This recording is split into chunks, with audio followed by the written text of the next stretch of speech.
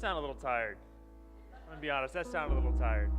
And, there's a few of you in here who have kids, but most of your kids are graduated, so this isn't like an end of the school year hangover here. This is just tired, I think. But I have to do my weekly comment on the weather. Do you see this? Do you guys see this? Love it while you can, because I think there's clouds coming the rest of this week. But it is beautiful outside, and it's Washington, so we got to take advantage of this. It's so funny because when you go to like California or something, most people don't ever comment on the weather. But when you're here, I'm like in Home Depot yesterday, and they're like, "Do you see the weather outside?" I'm like, "Yeah." It's like a moment of connection for two strangers, just because it's amazing weather. I just want to welcome you to North Hill Adventist Fellowship. If you're a visitor here, we just want to welcome you. It's a church that loves to love people, and so we're glad that you're here. We hope that you felt some of that love, and you're coming right into the middle of a series that we've been doing, and it's called Our Father in Heaven.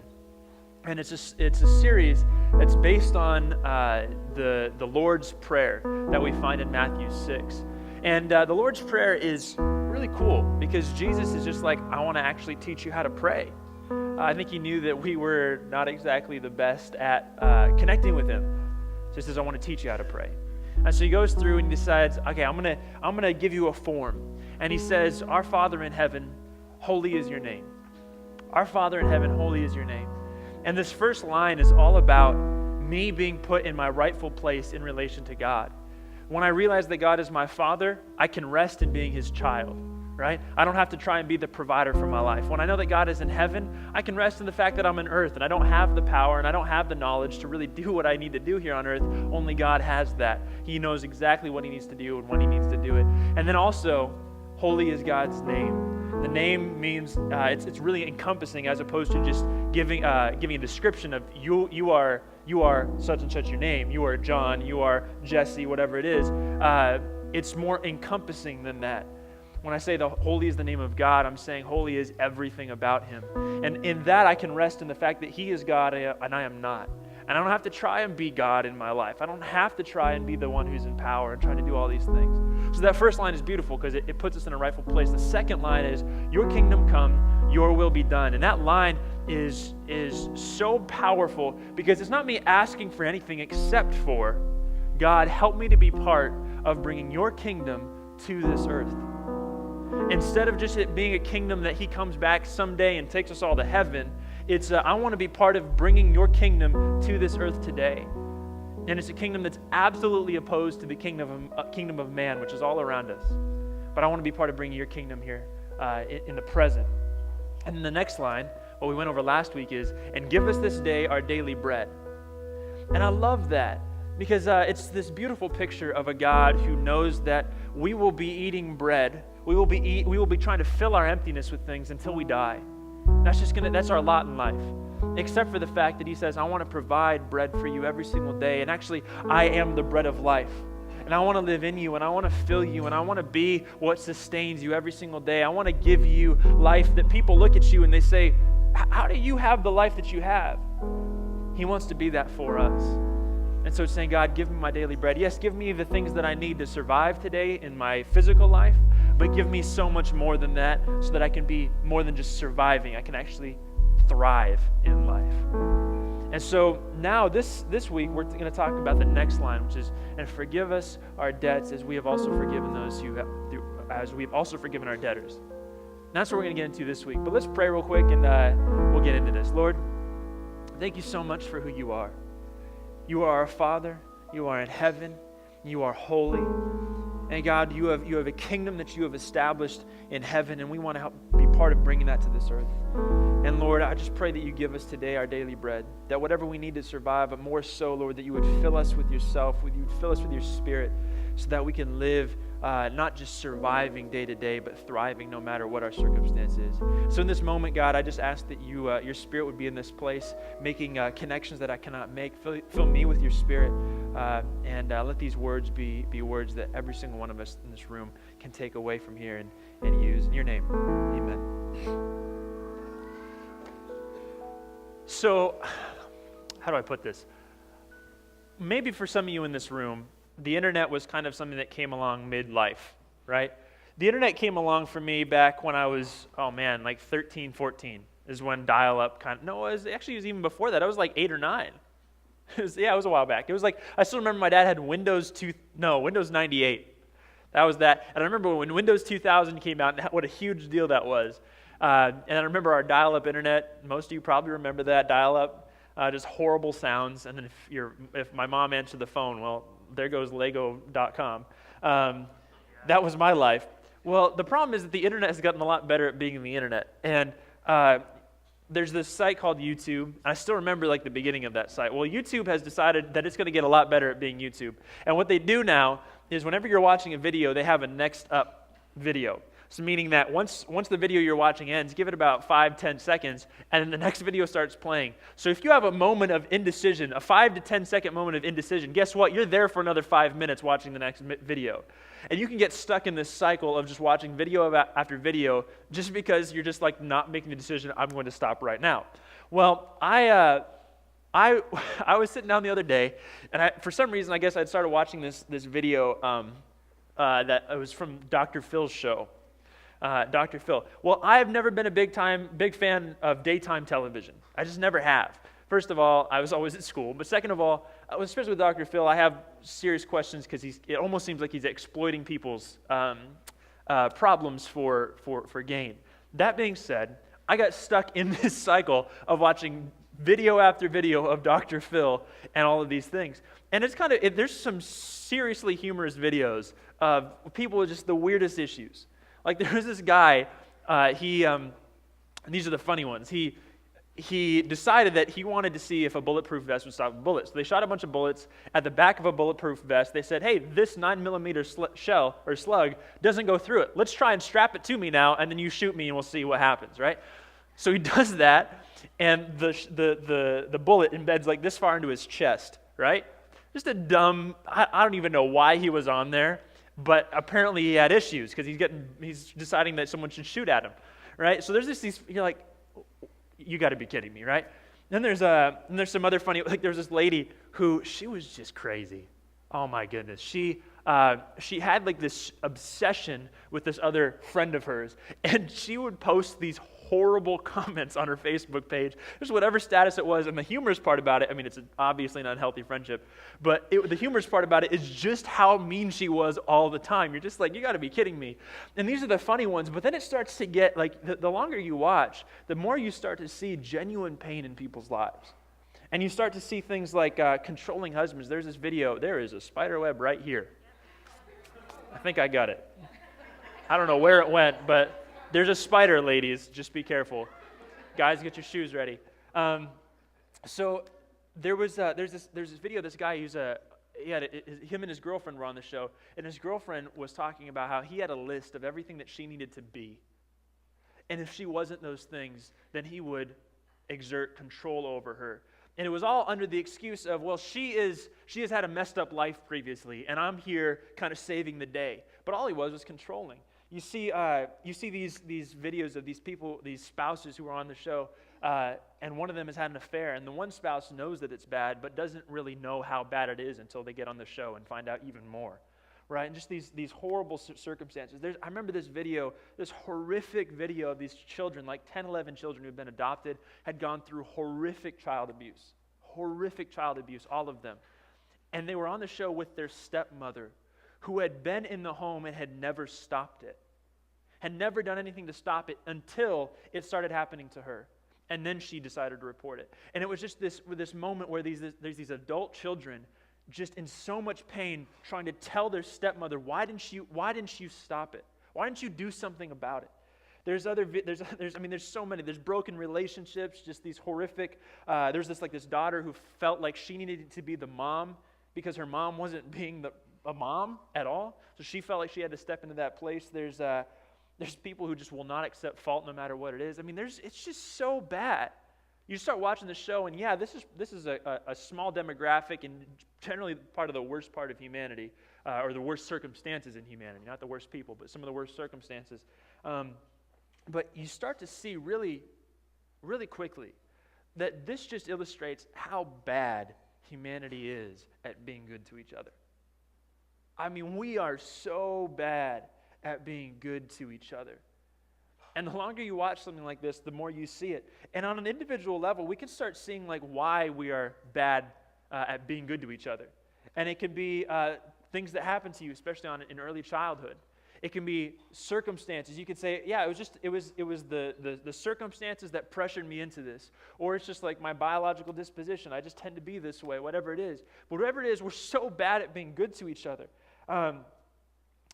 And the problem is that the reason that we're bad at being good to each other, the reason that we are horrible to each other a lot of the time is because we're damaged. And we've been damaged by people before us and around us. I mean, we're literally the result of someone before us who was damaged, who was the result of someone before them who was damaged, and goes back and back and back, farther and farther. And so what we are is we're damaged people damaging other people. And that's what we find. Damaged people damaging other people. And so now the question starts to become, how do we navigate a world where we are consistently being damaged and also damaging other people? How are we to navigate a world in which we inflict pain and also have pain inflicted upon us? How do we navigate that world? And Jesus starts to talk about that here in Matthew 6, and he says this line in this prayer. He says, "And forgive us our debts as we have also forgiven our debtors." And you start to see really quickly that the only way we can navigate a world like this, where we are constantly wronged and constantly doing wrong towards others, is to consistently restore our relationship with God and with others. It has to be a consistent thing. If I'm damaging someone else, I have to consistently be asking for forgiveness. I have to consistently be saying, I'm sorry. I have to consistently be trying to be better.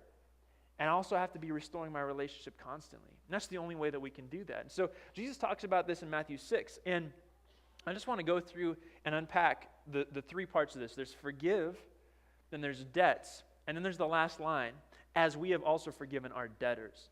And I just want to go over those three things. So you can turn in your Bible to Matthew 6, and you can turn there. We're going to be looking there mostly. It's Matthew 6, verse 12. And the first word is forgive, and forgive us, and forgive us. Now, there's a problem with the Bible, and I just shocked everyone into listening. So, no, there's a problem with the English version of the Bible, and it's this. It's that when you have to translate words, you sometimes have to use the same word for different words in a different language. And so we start to see this here because in Hebrew, in the Hebrew language, which is what the Old Testament is written in, there's actually two words for forgiveness. And the first one is nasa. And what it means is to lift off or to lift up. And so it's almost as something is being lifted off of you. And that's the first word for forgiveness. It's not a transliteration. It doesn't work perfectly. So we use the word forgive to translate that meaning. The other word for this is salah, which is to release. So to release from. So the Hebrew idea of forgiveness is two things: to have something lifted off of you, or to be released from something. Well, now we look at our English word. Our English word forgive. It's actually from Latin. I don't know if you know that. It's from Latin, and it's separated forgive, and I could go back into how that all works with Latin and stuff, but I won't do that. And what it in essence means is to give completely. That's what it means, is to give completely. So we look at the Hebrew idea, it's to have something lifted off of you or to be released from something, but the English idea is to give completely, is to give something completely. But then we get to the Greek way, and now there's multiple words in the Greek, but I'm going to focus on specifically the Greek word that's used here in Matthew 6, verse 12, and it's this. It's aphiemi, and it means to free, to neglect, or to abandon. That's random. I get the free part, but to neglect or to abandon. And there's kind of this connotation that I'm actually, when I ask for forgiveness, in the way that Jesus is telling us to ask for forgiveness, is I'm asking someone to free me of something, to either free me of my guilt, or to neglect neglect the hurt that they feel, or to abandon the responsibility that I have to repay them. And that's kind of crazy, because now we're starting to use these words like neglect, and abandon. And we have to be really careful, because what can start to happen there is it can start to sound really, really shallow. I'm just neglect what I did. Just abandon what I did. And that's absolutely not what's being said here. But it's important that we see how Jesus is referring to this. The point of forgiveness is this. When I ask for forgiveness, I'm asking for this. I'm asking for my relationship to be restored with the person that I'm asking for forgiveness from. I'm asking for my relationship to be restored. When I forgive someone, I'm also saying I want our relationship to be restored. And there's varying degrees of how much that relationship can be restored. Sometimes someone does something so horrible to you that you can forgive them, but your relationship isn't going to be restored to the same level. So there is that. But what I'm asking for when I ask for forgiveness is I want our relationship to be restored. And what's sad is that a lack of forgiving or a lack of asking for forgiveness prevents intimacy. And you start to see this. You see this if there's anyone that you've ever been mad at or has been mad at you, especially someone that's close to you, you start to realize it's really hard to be in a relationship when you have something against the other person, or you know that you've done something to wrong the other person. It's really tough to be in a relationship like that. I remember when I was a kid, I took $20 out of I think it was either my dad's wallet or my mom's purse. I still remember it was like on the ironing board, and I went in there and I got this is why. Let me just justify my actions here real quick. Because my parents paid me like 25 cents an hour to pick up dog stuff, okay, in a 3/4 of an acre yard. In my defense, that's robbery, okay? I'm just getting what's rightfully mine. That was the worst job ever. Now I have to do it as an adult, and it's like, okay, whatever, I guess I have to do this. And I don't get paid for it. I actually have to pay for it. I have to pay these dogs to, okay, anyways. So I took $20 out of it was my mom's purse or my dad's wallet. I don't remember which one. And I remember as a kid, I just tried to avoid my parents. And I was terrified because I still remember anytime my parents would say something that sounded like they kind of knew what happened, your heart just drops. You're like, oh no, they know, right? They did eventually find out. And it was terrible. It was awful because I knew I had done something wrong. But the fact that I had done something wrong meant that I wanted to avoid my parents because I hadn't asked for forgiveness. I hadn't come back and said, I've done something wrong. I haven't acknowledged what I did. And then I also know that I could get in a lot of trouble for this. But then there's other circumstances where it's the other direction, where the person who has done the wrong is repentant, but the person who has been wronged won't give forgiveness. And that's what we call holding a grudge. And you see that in people. You see how it just torments people and pulls people apart. Because we want to hold something against someone because you've hurt me, you've damaged me, and I don't want to forgive you. And when I don't want to forgive someone, what I'm in essence saying is, I don't want to restore the relationship. And that's the tough part. So asking for forgiveness or giving forgiveness is both saying, I want my relationship with you restored at least to some sort of level. At least to a level. And that's really important because now we get into this how it relates to us in God. Now we have a God who we ask for forgiveness from. Why? On the cross, it was so cool. On the cross, it says that Christ has forgiven our sins. And you start wondering, if God has already done away with my sins, why do I ask for forgiveness? And it's for this. It doesn't matter if God has already forgiven you. If you never ask for forgiveness, your heart is never in a place to want to be back in relationship with Him. It's like this. Let's just go back to my parents. If I took $20 from my parents, and they knew it, and they forgave me, that doesn't make me any less forgiven if I don't ask for forgiveness. It doesn't make me any less forgiven. However, I will never be in relationship with my parents because my shame and my guilt will always keep me away from them. So we ask for forgiveness because we know in 1 John 1:9 it says, if we confess our sins, He's faithful and just to forgive us. So we know that if we come to God, it's not a question about forgiveness. That's not a question. But we can prevent ourselves from being in a relationship with God if we don't ask for forgiveness, because our guilt and our shame will always keep us separated from Him. And so when I say forgive, when Jesus says, and forgive us, it's really interesting because Jesus prays this, and forgive us. This is Jesus. I don't know if you all ever saw that before in this. It just kind of struck me. This is Jesus saying, and forgive us our debts. Why? If he was perfect, why did he ask for forgiveness? I think because forgiveness is more than I've done something wrong. I want a continual restored relationship with everybody around me or with my God. So Jesus isn't saying I've done something wrong. He's saying I want a full and complete relationship with God at every moment. He's also praying it for our benefit too. He's saying I want you to pray this because I know you aren't perfect and I know you've messed up. And so that's where we get into this next line, and forgive us our debts. And this is really specific because the word debt is the word aphelema. And that's the Greek word for forgiveness here, or for debt. And it doesn't mean sin. It doesn't mean that. In fact, there's a couple other words for sin in Greek. The first one is hamartio, which is like kind of the general meaning of sin. It's just an error or an offense. Then there's the word, and you all recognize this, scandalizo. Scandalizo, scandal, right? It means to cause someone to sin. And then there's another one that means to trespass, to willingly sin. But then you get to this word, aphelema, and it means debt. It doesn't mean sin, it means debt. So Jesus isn't using this on accident. He's using this on purpose.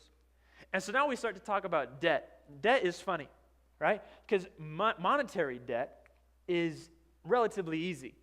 I mean, until you get a mortgage and you bought a car and you have all of these things, then all of a sudden you realize, wow, I'm in debt. I'm super in debt, and this may take a while to pay off. But realistically, I can always pay back monetary debt, correct? If I borrow $30 from somebody, I can pay them back for that $30 as long as I have the means to do it. But relational debt can never be repaid. And here's what I mean. If there's a kid who was bullied in high school, let's just take this back. Maybe you were bullied in high school. If you were bullied in high school, it wouldn't have mattered if the bully got up on stage and was like, hey, everybody, this kid I've been bullying is actually really cool, really smart, not all the names I've called them, and I really like them.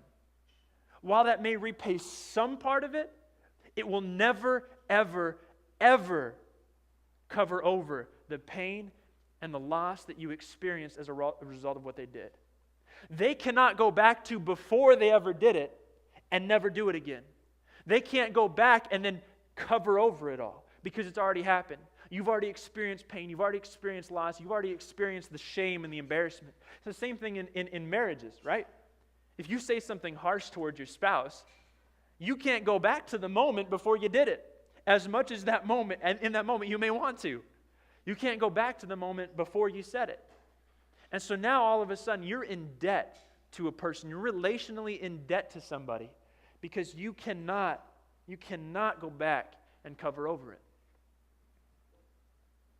And now all of a sudden we have this problem. If I can't repay you for what I've done, well, what do I do now? The fact that we can't repay it is something like this. And you have these sad circumstances where somebody does something, maybe there was a murder, and the person who was obviously the murderer never got convicted. So the family of the victim takes them to civil court and gets a $5 million settlement. That doesn't replace their child. The spider web is back. I don't know where that's coming from. It doesn't replace their child, right? It does something. There's a level of justice, but it will never repay the debt. And that's the problem. So now we're in this place where I can't repay debt. I can't repay what I've done to you. I can try and do things that make it a little bit more manageable or easier, but I can't repay it. And that's what we see with debt. But now we have this debt to God too, because what we're saying is forgive us our debts. We're saying to God, forgive me of my debt.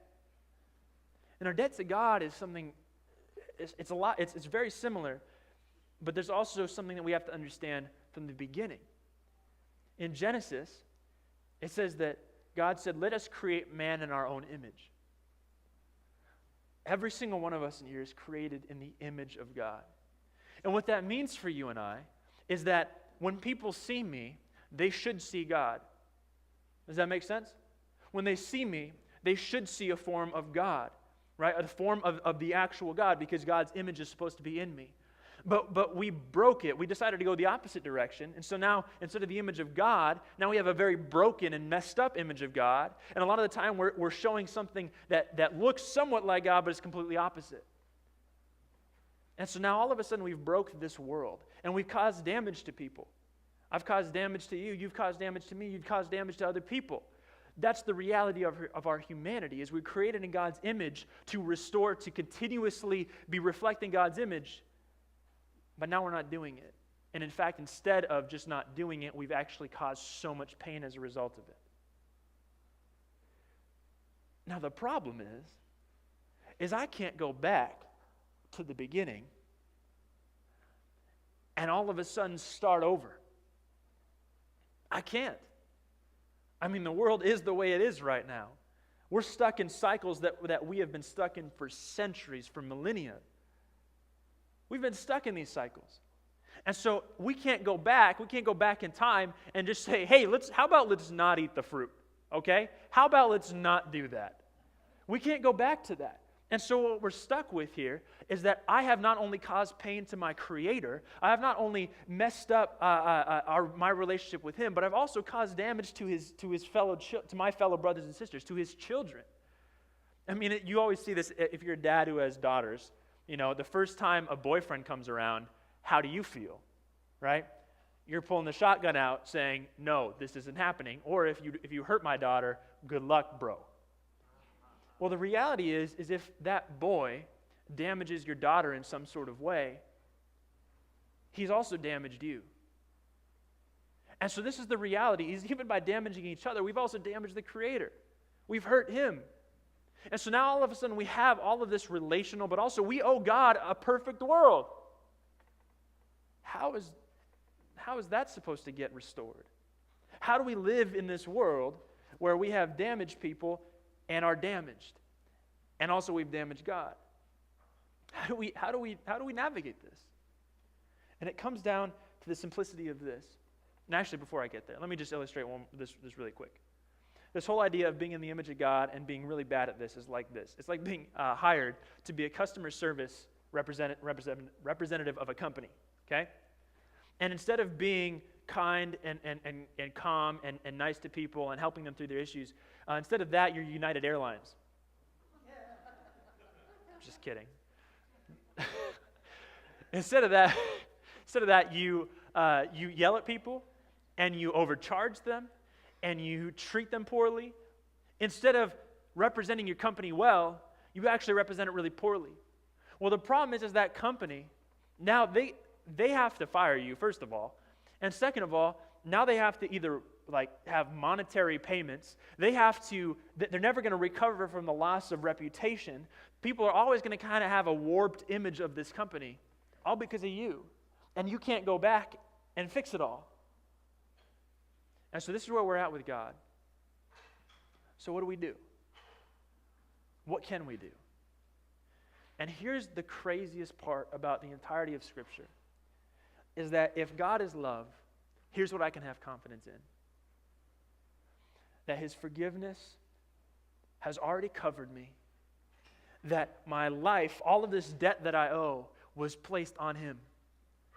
And when it was placed on Him, He died. And when He died, it died. And when He went to the grave, it went to the grave. When He rose into new life. Now I can resurrect into new life with Him, a new beginning every day, debt-free, able to live a new life that brings part of His kingdom to this world. But it all starts with forgiveness. He has forgiven me, therefore I have the ability to step out and be someone different.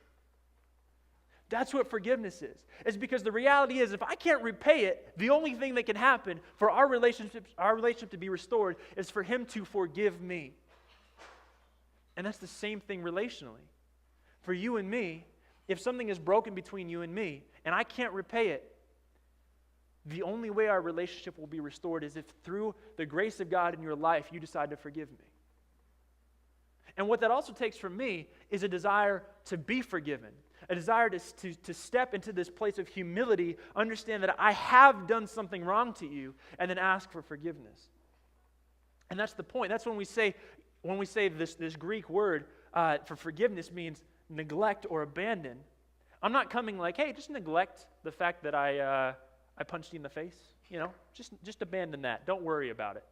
If I come in that mentality, I'm not acknowledging the pain that I've caused. I'm not acknowledging that I actually have done something wrong. I have messed up. So forgiveness and asking for forgiveness is coming in humility, acknowledging my wrong, and asking for our relationship to be restored. That's the two pieces of forgiveness, of asking for forgiveness, is acknowledging that I have wronged somebody and wanting our relationship to be restored. And then on the other side of this is for the person who has been wronged. Now all of a sudden, I have to say, yes, I have been hurt, but I am willing to let it go. I am willing to neglect the pain that it has caused. I am willing to abandon the pain that it has caused because I want our relationship to be restored. And that's tough. But when Jesus says, and forgive us our debts, he's saying this is between you and God. You're asking for God to neglect everything that you've done wrong towards him and his people and to forgive you so that you can be in right relationship. But then what's even crazier is the next line. It's this third line, or the second line. And it's, and forgive us our debts as we have also forgiven our debtors. In Matthew chapter 18, if you want to go there, Matthew chapter 18, there's a parable.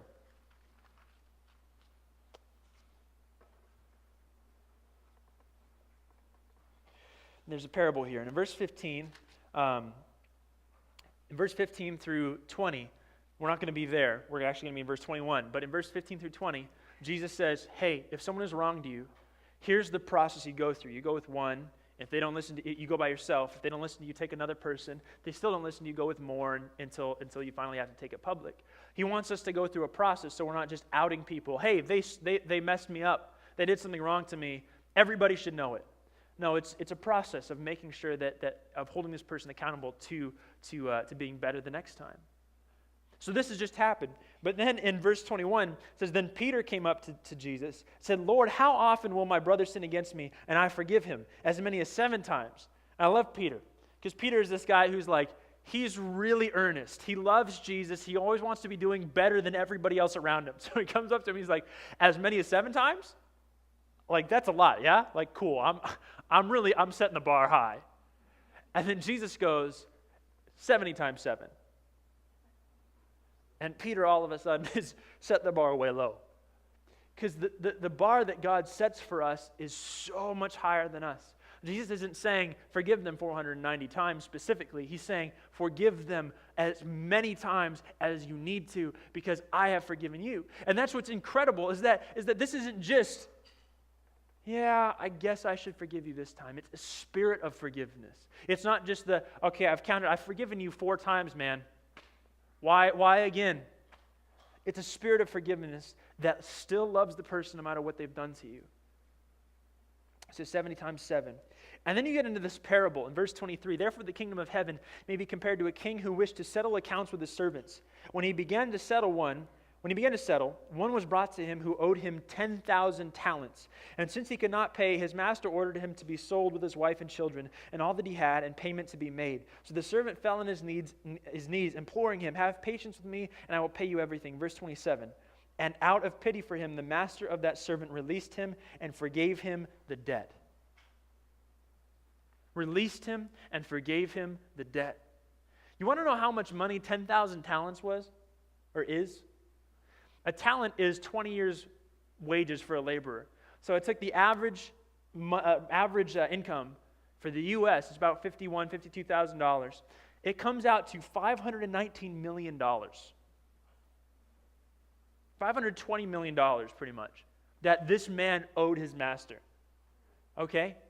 $520 million. I don't know how you're racking up that much debt. I don't know how much boats you bought, bro, but you have racked up a ton of debt. And the master says, I forgive you. I mean, I got a friend of mine named Anthony. Great guy. He's a pastor up in Anacortes. His tab with like 4 of us friends from college is just sky high. I mean, that guy, he never had money. He never came from money, which is totally fine. And so he never really had a ton of money. So we'd go out to eat, and he would just mooch off of us like crazy. We all liked him, so, it was for our benefit. But his tab is sky high. But it's so funny because now I'm just like, dude, you owe me $20. You owe me $20. I need my $20, right? I'm not even willing to let $20 go. Here is a master who says, I will forgive $520 million worth of debt towards you. Well, that's not the end of the story. Because that's a cool end of the story, right? This guy leaves with a weight just completely lifted off of him. We're talking about the Hebrew word for forgiveness, nasa, has something lifted off of him. Oh, man, he's felt a weight just soar off of him. Well, that's not the end of the story. Verse 28, But when that same servant went out, he found one of his fellow servants who owed him 100 denarii, and seizing him, he began to choke him, saying, pay what you owe. So his servant fell down and pleaded with him. Have patience with me, and I will pay you. Says literally the exact same thing that this servant had just said to his master. But he refused, verse 30, but he refused and went and put him in prison until he should pay his debt. You want to know how much 100 denarii is? A denarii was approximately a day's wage for a laborer. It's like $21,000. $21,000. You want to know what's crazy here? If you look at this, $21,000 divided by 520 million, it's like a 4,000th of a percent. And what's crazy is if you take that number, if you take the 520 million, you take the 21,000, put it into about the range of 100. Okay, let's just imagine that what the first servant owed was $100 to his master. And then he goes out and he does this. You want to show the slide? He goes out, finds this other servant who owes him 1/4 of a penny. I don't even pick up pennies that are on the ground. I mean, seriously, how many of you pick up a penny that's on the ground? It's there, it's worthless. Okay, so Jeff does.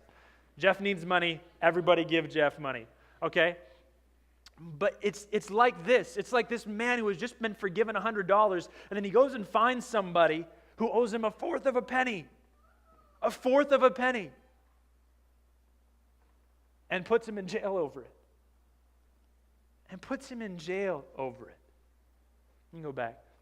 The hard part about this, guys, is that I can get why forgiveness is so hard for us as humans. It's because when Jesus says, and I think Jesus chose these numbers on purpose. He says 10,000 talents and then 100 denarii. Because 100 denarii is not a little amount. Like, think about this. If someone owes you $21,000, you're going to want to get your money back. Am I right? That's like a full school year's worth of tuition. Like, please give me my money back. And you're going to want that. But that's the point, though, is I think Jesus knows that for you and I, forgiveness is not an easy thing generally. Because it's like this. You owe me $21,000. You have hurt me. You embarrassed me in front of all these people. You talked behind my back. You hurt me in ways I can't even describe. You've done all these things. I want justice for this. I want repayment for this. You owe me $21,000. But then Jesus goes and says, but you have forgotten what you have been forgiven. Because it's so much more than you think. And that's important. Because what Jesus is saying when he says, forgive us our debts, as we have also forgiven our debtors, is like this. Forgive us our debts, but only as much as we have forgiven the debts of others. Ouch. Forgive me, but only as much as I forgive. What happens next in this parable is some servants see this. They tell the master. The master goes and gets this guy and says, listen, I'm going to put you in jail until you pay every penny, because you could not forgive once you had already been forgiven. In Matthew 6, if we go back there, Matthew 6, verses 14 and 15, it says, for if you forgive others their trespasses, your heavenly Father will also forgive you. But if you do not forgive others their trespasses, neither will your heavenly Father forgive you your trespasses. And that sounds harsh, because you're like, whoa, okay, hold on, but I need to be forgiven. But Jesus is saying, what I give to you, you give to others. It's not just, what's the word I'm looking for? It's not just for forgiveness, This is for everything. As much love as I have been given, I should be giving out. As much grace as I have been forgiven, I should be giving out. But he says this about forgiveness because this is important. Because what we do so often in life is we have been forgiven by a God who has forgiven so much. And then we go and hold a fourth of a penny over our peers. The next time that you have to think about forgiving someone, think about it in that light. Realize that it doesn't matter how big their debt is towards you, it's a fourth of a penny compared to what you owe. It's a fourth of a penny compared to what you have been forgiven. Are you really going to hold it over their head for a fourth of a penny? Ouch. Ouch. I want to be really careful here, though, because I know that a lot of people in this room have been horribly, horribly, horribly hurt. I mean, things that you can't even explain. Forgiveness is not necessarily something that has to become immediately. If I think about it that way, it's a fourth of a penny and I should forgive immediately. Sometimes I can do that and not actually really forgive them. If you've ever heard of the term forgive and forget, you know those people that have forgiven and have not forgotten, and therefore have not really forgiven. And that's tough. Forgiveness sometimes comes slowly. Forgiveness sometimes is a journey. Forgiveness sometimes has to happen in increments because you have been so hurt. I don't want to pass over that. But you have to remember that what you have done in comparison to what they have done to you, no matter how bad, oh man, is so much less than what you owe to God. That's important. And that's what I want to close with. I want to close with this. I want to pray through this. I want to pray through this. Father, forgive us our debts, as we have also forgiven those who are our debtors. And in this moment, when I say and forgive us our debts, this is a moment to kind of reflect on the places that we have fallen short with God, where we may owe God something. We may owe our fellow man something that we should have been doing. It's a moment to reflect on that, but also it's not just a moment to reflect on, man, I should have done better. I should be better. It's a moment to reflect on the absolute and complete forgiveness that God offers you in this moment right now. He's not holding it over your head saying, wow, you really messed up. Good luck with all of that. He's saying, I want to forgive you fully and completely because I love you more than you could ever imagine. He's a God that also wants to discipline us. He's not just leaving us. Oh, the spider's on me. Hey, look at it. There he is. Little tiny guy. Big guy. The reason you don't kill spiders is because what did they do to you? They haven't caused any debt. In this moment, I want you to remember that I have fallen short, but don't dwell on that. Dwell on the forgiveness that you have been offered. So I'm going to say that, and forgive us our debts. And I'll give you a minute to pray over that. But then also I'm going to say, as we have also forgiven our debtors. And this is a moment to search your heart and say, where have I been holding a grudge? Where have I actually held something over someone's head without me even knowing it, without them even knowing it? But I've actually done this and it's affected my relationship with them. And this is a moment to remember that you have been forgiven so much and that it's a time to reach out and give forgiveness. You may not even have to say it to them because they may not even know you're holding the grudge. But it may be a time where you need to commit to forgiving them in your heart today. And so let's pray through that. I'm going to say the first line, then I'll say the second line. I'll give you about a minute each, and then we'll close. And forgive us our debts.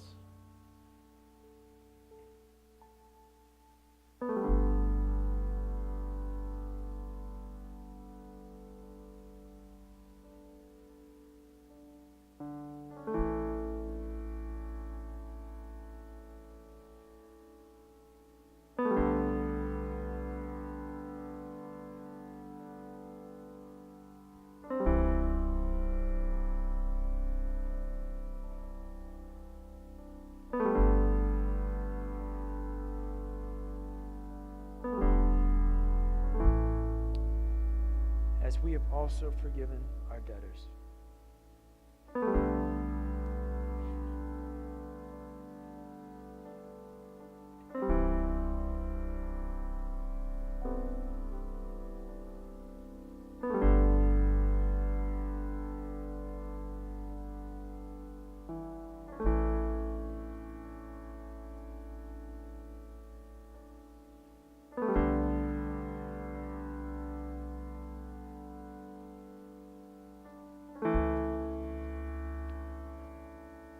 Lord, we thank you so much that you are a God of forgiveness. I mean, God, you could hold so many things over our heads. We have not created a world that we should have created. We have not been the people we should have been. We have misrepresented you. We have caused you pain. And we've also caused our fellow creation pain. And God, there's nothing we can do to fix it. We can try and be better, and we can try and not do it again, God, but there's nothing we can do to repay what we've already done. And yet you are a God who forgives. That on the cross, when you were on that cross, you took all of our debt upon you. You said, instead of holding this over their heads, in fact, as they're nailing me to a cross, I'm going to say, Father, forgive them. Father, forgive them. So God, we rest in your forgiveness today. We rest in it. We trust that the things in our lives right now that we feel shame and guilt over, that we don't have to feel shame and guilt for them. Because you fully see, you fully hear, you fully know, and yet you fully forgive. And we rest in that today. But God, I pray that you would help us today to not rest in your forgiveness while causing someone else to be in distress over the things that we will not forgive them for. God, if there's people in our lives today that we need to express forgiveness to, just don't let our heart rest until we express that forgiveness towards them. God, if there's people that we need to forgive, but we're just not in the place to do it right now, take us on the journey of softening our hearts so that we will be able to forgive fully, not just in word, but also in our hearts. And that we would not remember their sin. Just as you say, I remember your sin no more, God. Help us to also have that attitude towards the people around us. Thank you, Lord. In your name, amen.